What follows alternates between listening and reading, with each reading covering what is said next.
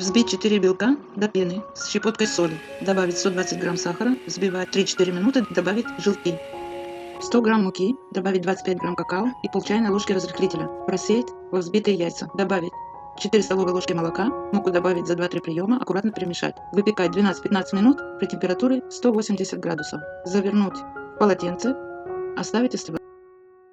Делаем крем. 80 грамм сливочного масла, 50 грамм сахарной пудры, ваниль, взбить 1-2 минуты. Добавить холодное маскарпоне 250 грамм, взбить 2-3 минуты. Развернуть рулет, намазать кремом, растопить 200 грамм шоколада, добавить 2-3 ложки подсолнечного масла, посыпать пережаренными грецкими орехами, свернуть рулет, оставить в холодильнике на 2 часа, покрыть шоколадом.